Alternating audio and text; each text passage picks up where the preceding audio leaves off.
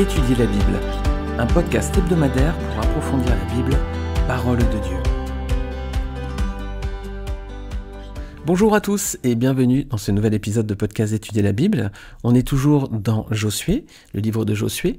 Alors c'est l'approche de ce podcast, On prend un livre et on l'étudie chapitre par chapitre, verset par verset. Ça nous permet de bien comprendre la progression du livre, d'en avoir une vue vraiment globale et en même temps une vue précise parce qu'on va assez dans le détail sur chaque passage. Alors là, on est dans Josué chapitre 6. On a déjà traité entièrement le livre de la Genèse. Je vous invite à écouter les épisodes de podcast précédents si vous le souhaitez. Et là, depuis quelques épisodes, on est dans Josué à présent.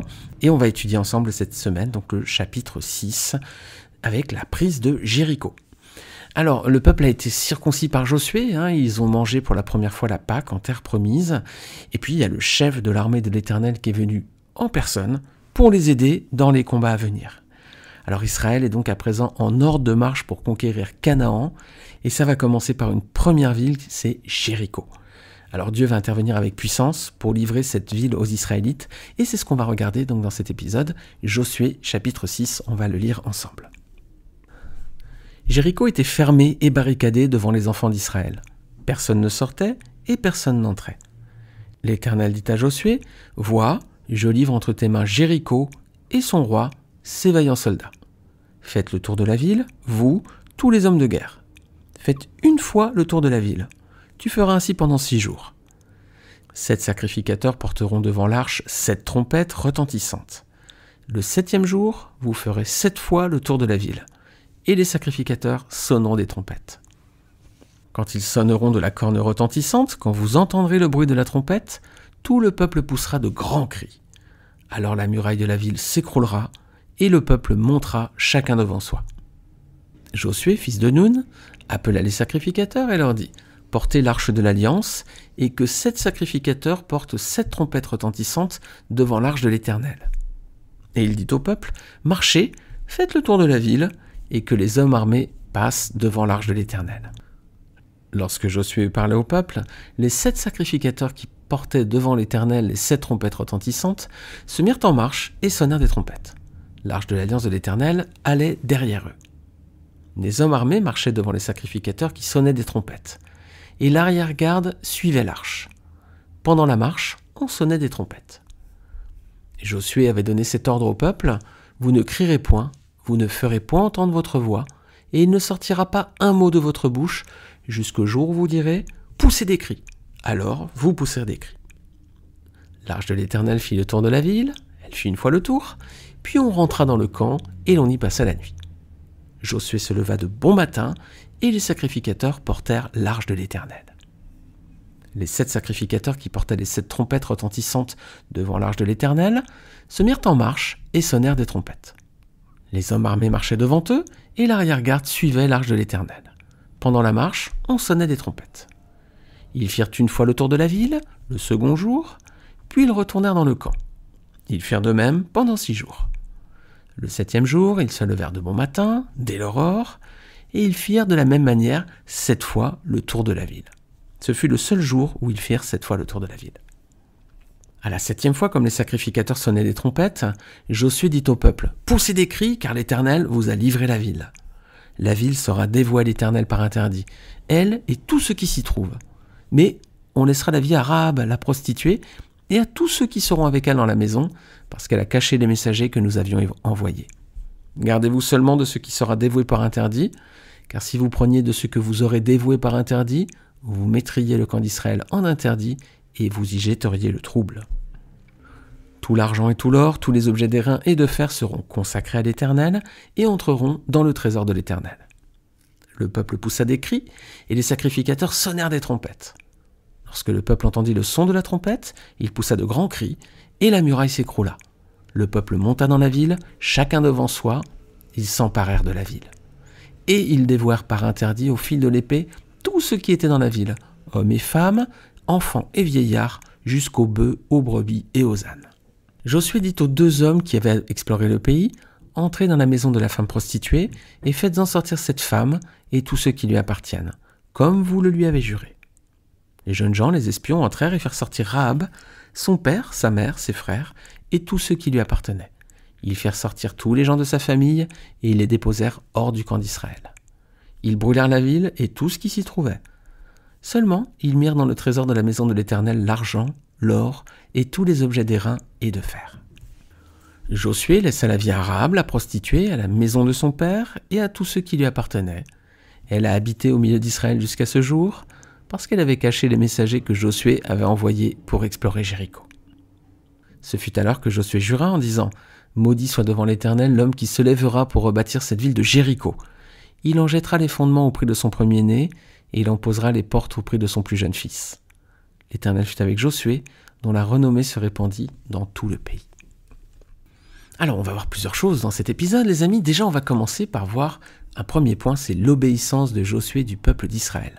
Ce qui frappe à la lecture vraiment de ce passage, c'est l'extrême obéissance de Josué et de tout le peuple aux ordres de l'Éternel. Si on regarde bien, ils appliquent méthodiquement tout ce que Dieu leur dit. Faire une fois le tour de la ville pendant 6 jours, puis 7 fois le tour le 7e jour. Les trompettes, la place de l'Arche de l'Alliance, les cris au moment indiqué, voilà, tout est scrupuleusement respecté à la lettre. L'obéissance du peuple ici est vraiment remarquable. Alors c'est d'autant plus remarquable dans ce chapitre que trop souvent, Israël a été infidèle et rebelle aux ordres de son Dieu. Et on va le voir très rapidement, vous allez voir, avec un premier cas de désobéissance qui va arriver dès le prochain chapitre. Alors déjà, est-ce que la ville de Jéricho était facile à prendre ? Non, elle était fortifiée et en plus le texte nous dit qu'elle était fermée, personne n'y entrait, personne n'en sortait. Donc c'était une place forte, un verrou entre le Jourdain et le pays de Canaan. Il fallait que Israël franchisse cette étape et qui était une citadelle fortifiée avec des murs qui faisaient plus de 10 mètres de haut. Est-ce qu'Israël avait lieu de douter et d'avoir peur dans ce contexte-là ? Humainement, il aurait pu, parce que c'était quand même une place forte. Ils avaient que des armes, les amis. Ils n'avaient pas d'outils, de béliers, de catapultes ou autre. Ils avaient juste leurs armes. C'était quand même une place a priori imprenable, quoi. Mais ça, c'est humainement, parce qu'ils n'avaient pas lieu d'avoir peur. Pourquoi ? Verset 2, regardez. L'Éternel dit à Josué, « Vois, je livre entre tes mains Jéricho et son roi, ses vaillants soldats. » L'Éternel leur a promis, les amis, qu'il allait leur donner la victoire. Alors, si Dieu l'a promis, le peuple avait juste à croire et à obéir. La prise de Jéricho, c'était pas humainement, oui, c'était compliqué, mais si Dieu l'a dit, c'est un acte de foi. Et c'est justement ce que dit l'Épître aux Hébreux. Regardez, Hébreux 11, verset 30. Le chapitre 11 d'Hébreux, c'est le grand chapitre sur la foi, les héros de la foi. Et on lit dans Hébreux 11, verset 30, « C'est par la foi que les murailles de Jéricho tombèrent, après qu'on en eut fait le tour pendant 7 jours. » Voilà, les amis. Faire tomber les murs de Jéricho, c'était pas un acte de guerre, c'était pas un acte de force, c'était un acte de foi. Alors que peut représenter Jéricho pour nous aujourd'hui dans notre vie spirituelle ? C'est nos murailles, les amis, ce sont nos places fortes, ce sont nos luttes, nos combats, nos péchés, c'est tout ce qui fait qu'on doit se battre, nous, en tant que chrétiens aujourd'hui. Alors la question c'est, est-ce qu'on a suffisamment de foi pour en faire tomber les murs ? Est-ce qu'on est sûr que, par la grâce de Dieu, on peut ? C'est ce que dit le texte, c'est par la foi que les murailles de Jéricho tombèrent, après qu'on en eut fait le tour pendant 7 jours. C'est par la foi qu'on peut remporter ces victoires. C'est une grâce de Dieu, c'est la foi aussi. Mais dans le texte ici, c'est pas écrit, c'est par la force que les murs de Jéricho tombèrent. On voit bien que c'est écrit, c'est par la foi. Donc nos combats, nos luttes, nos difficultés, on peut les remporter par la grâce de Dieu, par la foi, et pas par nos forces. C'est pas écrit ici, c'est par la force. C'est bien écrit, c'est par la foi. Alors un deuxième aspect qu'on va regarder à présent, c'est le peuple d'Israël qui se met en marche pour la bataille. Est-ce que vous voyez un détail qui nous montre le zèle de Josué et du peuple dans ce texte ? Regardez les versets 12 et 15, il y a un détail, c'est qu'ils se lèvent tôt le matin au lever du soleil à l'aurore, selon les traductions. Ils se lèvent très tôt, Alors certains sont peut-être lèvent tard, et pour eux c'est compliqué de se lever très tôt. En tout cas là on voit que Josué et le peuple se lèvent très très tôt, ils se mettent en ordre de marche pour le Seigneur. Alors les amis, ça nous soulève une question, est-ce que nous sommes prêts nous aussi à nous mettre en marche le plus tôt possible pour servir le Seigneur, pour faire ce qu'il nous a dit, pour suivre ses commandements ? Ou est-ce qu'on procrastine par paresse en disant « Ouais, je vais me mettre plus tard, je vais me lever plus tard aujourd'hui, ou voilà, je vais remettre tout ça à demain ». Non, ici on voit Josué et le peuple, c'est tout de suite, très tôt le matin, au lever du soleil, qui sont en place pour faire la volonté de Dieu. Est-ce qu'on a ce même zèle nous aussi de faire tout de suite ce que Dieu nous demande ? Regardons un autre détail aussi dans le texte, où est placée l'arche de l'Alliance. C'est une deuxième leçon pour nous, c'est déjà de se mettre tout de suite en ordre de marche pour le Seigneur, sans attendre.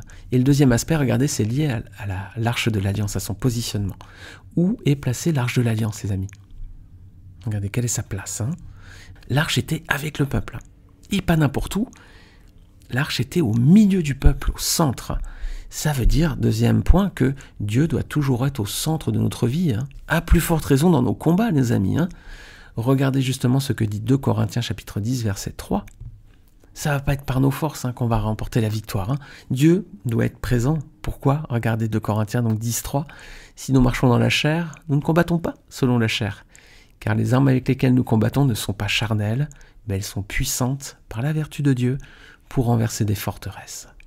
Voilà les amis, on a des luttes, on a des combats, on a des difficultés, on a des péchés, on a des guerres à remporter dans nos vies aujourd'hui. On peut le faire, mais alors il ne faut pas laisser Dieu à l'écart. L'arche de l'Alliance était bien avec le peuple et elle était au milieu du peuple. Donc quand on est dans les luttes et dans les combats, dans les problèmes, il ne faut pas mettre Dieu à l'écart et il faut le placer au centre de notre vie. Parce que c'est par la grâce de Dieu qu'on peut remporter ces combats. Nous ne combattons pas selon la chair. Les armes avec lesquelles nous combattons ne sont pas charnelles, elles sont puissantes par la vertu de Dieu pour renverser des forteresses. Alors on va regarder à présent un autre aspect, c'est Israël à présent qui s'empare de Jéricho. Regardez versets 20 et 21, le peuple pousse de grands cris, les murs tombent, le peuple passe toute la ville au fil de l'épée. Alors il y a un aspect guerrier de ce passage qui est dur, qui semble impitoyable. Pourquoi à votre avis les amis? Dieu est amour, non? Dieu ne prend pas plaisir à ces choses. Pourquoi ce texte est aussi dur? Quelle image veut nous donner le Seigneur ici? Jéricho, c'est l'image du péché et de l'idolâtrie. Pour faire entrer le peuple d'Israël dans le pays de Canaan, Dieu leur dit de tout détruire, de tout raser. Ça veut dire pour nous, pas de compromis avec le péché. Cette ville symbolise idolâtrie et péché. Dieu nous dit clairement par ce passage, c'est une image, et il faut être impitoyable, intraitable, pas de compromis avec le péché, on doit détruire, éradiquer toute trace de mal qui pourrait être présente dans nos vies. Pas de pitié, c'est l'image ici. Ça semble dur, mais Dieu sait pourquoi dans ce texte, mais en tout cas pour nous, ici l'image c'est pas de pitié, intraitable nous devons l'être avec le péché, avec la tentation, on ne doit surtout pas jouer avec. Alors qu'est-ce qu'on doit utiliser dans nos combats pour ça? Notre force? Notre intelligence? Notre sagesse? Une épée alors? Ouais, une épée, en effet. C'est une épée, mais pas n'importe laquelle. Regardez Éphésiens chapitre 6, versets 16 à 17. En toutes circonstances, saisissez-vous de la foi comme d'un bouclier, avec lequel vous pourrez éteindre toutes les flèches enflammées du diable. Prenez le salut pour casque et l'épée de l'esprit, c'est-à-dire la parole de Dieu. Ah les amis, on a bien une épée, mais pas n'importe laquelle, c'est l'épée du chrétien, c'est la parole de Dieu. Vous avez vu qu'on a d'autres, une armure complète là. Et oui, on va lutter contre notre péché, notre tentation, nos combats, mais c'est pas avec des armes physiques, c'est avec le bouclier de la foi, le casque du salut et l'épée de l'esprit qui est la parole de Dieu. Voilà le bel équipement du guerrier chrétien pour aller à la bataille contre ces luttes et ces combats. Alors versets 24 et 25, la ville est entièrement brûlée, détruite, seule une personne aura la vie sauve ainsi que sa famille, c'est donc Rahab. Alors on avait traité le personnage de Rahab dans un épisode de podcast précédent, je vous mets le lien en bas de cet épisode, sinon vous allez sur étudierlabible.fr et vous pouvez regarder les épisodes juste avant, on avait évoqué justement Rahab. Alors Rahab, une prostituée païenne qui va entrer dans le peuple de Dieu et qui va devenir la mère d'un personnage important. Je ne sais pas si vous connaissez qui sera le fils de Rahab. C'est Boaz qui va se marier avec Ruth. Ruth qui est un livre dédié dans la Bible, le livre de Ruth. Elle va se marier avec un homme qui s'appelle Boaz. C'est le fils de Rahab. Et donc elle va devenir l'ancêtre du grand roi David. Et elle entre même dans la généalogie du Messie qu'on voit dans Matthieu. C'est merveilleux, non ce que le Seigneur a fait pour elle. Justement, Rahab, qu'est-ce qu'elle avait de plus que les autres? On a vu, c'est par la foi que les murailles de Jéricho sont tombées. C'est aussi par la foi que Rahab a été sauvée. Regardez Hébreux 11, verset 31. On revient dans Hébreux 11. Et on lit que c'est par la foi que Rahab la prostituée ne périt pas avec les rebelles, parce qu'elle avait reçu les espions avec bienveillance. Voilà, c'est pas par opportunisme qu'elle a été sauvée, c'est pas par la haine de son peuple, c'est pas par la collaboration avec l'ennemi. Non, elle a été sauvée par la foi. C'est ce qui est indiqué ici. Voilà pourquoi elle est entrée dans le peuple de Dieu. Et nous aussi, si on a intégré le peuple de Dieu aujourd'hui, c'est par la foi et c'est une grâce. Voilà, c'est parce que le Seigneur Jésus-Christ est mort sur la croix pour nous, pour nos péchés. Et c'est par son sang que nous sommes aujourd'hui acquittés devant Dieu si on a accepté le sacrifice de Christ pour nos vies et si on en a fait le Seigneur de nos âmes et de tout notre être. Donc c'est par la foi aussi qu'on est sauvé, c'est une grâce de Dieu et ça passe par le sacrifice de Christ sur la croix. Alors Rahab, elle a ensuite habité au milieu du peuple de Dieu, elle a tourné le dos à son pays, à sa culture et à ses dieux pour faire partie du peuple de Dieu à présent. Comme quelqu'un d'autre dans la Bible, ça vous rappelle un autre personnage ? C'est sa belle-fille Ruth qui fera la même chose, les amis. Et ça, c'est magnifique, les amis. Elle a fait un pas de la foi, elle a quitté tout, son ancienne vie, et maintenant, en avant, quoi. Comme Ruth, elle n'est pas revenue en arrière. Et justement, Christ en parle. Regardez dans Luc, chapitre 9, verset 62. Le Seigneur évoque cette attitude de cœur, cette bonne attitude quand on se convertit. On lit que Jésus lui répondit « Quiconque met la main à la charrue et regarde en arrière n'est pas propre au royaume de Dieu. » Voilà les amis, quand on vient au Seigneur, on doit laisser tout ce qui est derrière nous, les péchés qu'on a pu commettre, avec leurs conséquences parfois, nos fardeaux, nos luttes, nos combats. Voilà, le Seigneur dit « Quiconque met la main à la charrue et regarde en arrière n'est pas propre au royaume de Dieu. » Et c'est l'image de la femme de Lot aussi, quand les anges ont fait sortir Lot et sa famille de Sodome, cette femme s'est retournée et elle a été changée en statue de sel. C'était une image pour nous de dire ne regrettons pas ce qui est derrière nous, si maintenant nous sommes avec le Seigneur, en avant, et on efface tout le passé. Alors pour finir avec Rahab, une tradition dit que Rahab a ensuite été l'épouse de Josué. Qu'est-ce que vous en pensez ? Possible ou pas possible ? On aurait pu dire pourquoi pas, mais non, on a la certitude par la parole de Dieu. Regardez Matthieu chapitre 1, verset 5, on voit qu'elle sera la femme de Salmon. Voilà, un homme qui s'appelle Salmon. Alors il y a une tradition que Rahab aurait été l'épouse de Josué, mais non, c'est pas dans la Bible. Dans le Nouveau Testament, nous avons le nom de son mari. C'est vrai qu'il y avait de la polygamie en Israël, mais la polygamie c'était les hommes qui avaient plusieurs femmes, mais une femme ne pouvait pas avoir plusieurs hommes. Donc on ne peut pas penser qu'elle avait été à la fois la femme de Salmon et à la fois la femme de Josué. Donc non, elle n'est pas la femme de Josué, littéralement la parole de Dieu nous l'explique. Allez, on s'approche de la fin du texte, on va voir le verset 26 à présent. Josué maudit la ville. Ce fut alors que Josué jura en disant « Maudit soit devant l'Éternel l'homme qui se lèvera pour rebâtir cette ville de Jéricho. Il en jettera les fondements au prix de son premier-né et il en posera les portes au prix de son plus jeune fils. » Alors c'est effectivement, ça va s'accomplir, c'est une prophétie. Elle va s'accomplir au temps du roi Akab. On voit ce passage dans 1 Roi, chapitre 16, verset 34. De son temps, Hiel de Béthel bâtit Jéricho. Il en jeta les fondements au prix d'Abiram, son premier-né, et il en posa les portes au prix de Ségub, son plus jeune fils, selon la parole que l'Éternel avait dite par Josué, fils de Nun. Voilà, cette parole s'est accomplie, c'était plus qu'une malédiction, c'était clairement une prophétie. Alors voilà, verset 27, le peuple est victorieux à présent, Jéricho est vaincu, rasé, brûlé. Quelle est la conséquence de cette première victoire prodigieuse ? Verset 27. On a quelque chose de très fort ici, c'est que l'Éternel donc fut avec Josué, et l'on parla de Josué dans tout le pays. Voilà, tous les peuples alentours avaient peur d'Israël pour tout ce que Dieu avait fait pour eux depuis la sortie d'Égypte. Et là on entend parler de Josué dans tout le pays. Alors là, c'est la terreur, on imagine. Et l'Éternel donc fut avec Josué. Est-ce que vous voyez un autre personnage qu'on a déjà étudié dans la Genèse, dont il est indiqué que Dieu était avec lui ? C'est Joseph, Genèse 39, verset 2, on lit que l'Éternel fut avec lui et la prospérité l'accompagna. Alors c'est pas le seul personnage de la Bible, il est aussi écrit que Dieu était avec Jésus. Acte 10, verset 38. Vous savez comment Dieu a oint du Saint-Esprit et de force Jésus de Nazareth, qui allait de lieu en lieu, faisant du bien et guérissant tous ceux qui étaient sous l'empire du diable, car Dieu était avec lui. Voilà, Dieu était avec Joseph, Dieu était avec Josué, et Dieu était avec Jésus. Vous avez vu, les prénoms, c'est assez similaire. Mais bien plus, il y a quand même une différence entre les trois personnes, c'est que Dieu n'était pas seulement avec Christ, il était aussi en Christ. Regardez 2 Corinthiens chapitre 5, verset 19. Car Dieu était en Christ, réconciliant le monde avec lui-même, en n'imputant point aux hommes leurs offenses, et il a mis en nous la parole de la réconciliation. Jésus est le seul personnage de la Bible dont il est écrit que Dieu était en lui. Et oui, Dieu a rempli son Fils de toute sa plénitude, c'est dans un but, c'est de réconcilier les hommes avec lui à travers la croix. C'est toute la différence entre Joseph, Josué et Jésus.